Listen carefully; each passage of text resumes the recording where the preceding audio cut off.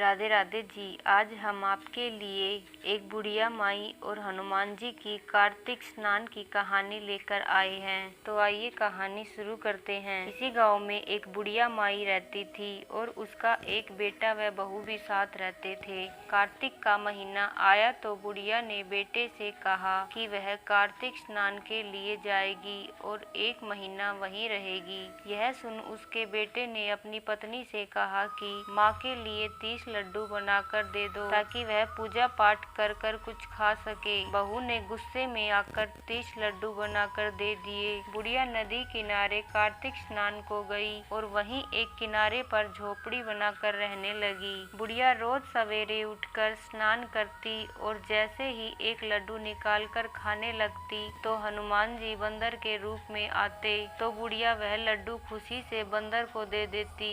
इस तरह से कार्तिक का पूरा महीना बीत गया और सभी 30 लड्डू हनुमान जी बंदर के रूप में खा जाते।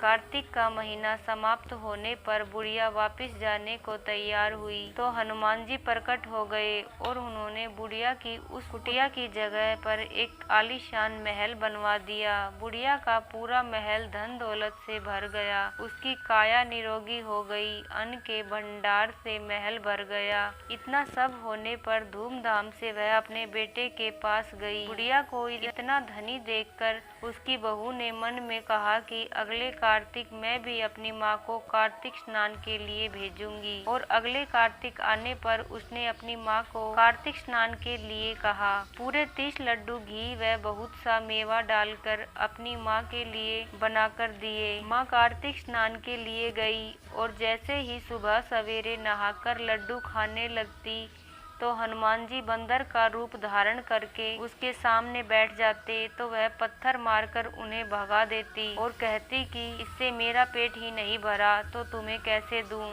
उसका रोज का यही काम था। यही सब 30 दिन तक चलता रहा। कार्तिक का महीना समाप्त हुआ तो हनुमान जी फिर से प्रकट हुए और उन्होंने बहू की माँ की कुटिया को कूड़े कचरे में बदल दिया और माँ को डूबकर बना दिया। कार्तिक महीना समाप्त होने पर बहू ने अपने पति से कहा कि कार्तिक का महीना खत्म हो गया है, आप मेरी माँ को गाजे बाजे के साथ लेकर आओ। लड़का अपनी सास को गाजे बाजे के साथ लेने गया तो वहाँ देखता है कि कुटिया की जगह कूड़े का ढेर लगा है और उस पर उसकी सास डुक्कर बनकर बैठी है। लड़के को देख हनुमान जी प्रकट हुए और बोले कि बेटा, तुम्हारी माँ ने सच्चे मन से कार्तिक का स्नान किया है और पूजा पाठ किया है, इसलिए ही तुम्हारी माँ पर कार्तिक देवता का आशीर्वाद बरसा था। लेकिन तुम्हारी सास ने पापी मन से यह कार्य किया है और कार्तिक महीने में बेटी के घर का अन्न खाया है, इसलिए कार्तिक देवता इससे नाराज हुए जिससे यह डुक्कर बन गई है। कहानी के बाद हाथ जोड़कर कहना चाहिए कि हे कार्तिक देवता, जैसे आपने लड़के की माँ पर कृपा करी वैसी सब पर करना। जय हो कार्तिक के देवता की। यदि आपको कहानी पसंद आई हो तो हमारे चैनल को सब्सक्राइब कर ले ताकि आपको आने वाली हर कहानी की नोटिफिकेशन मिल जाए। धन्यवाद दोस्तों कहानी सुनने के लिए।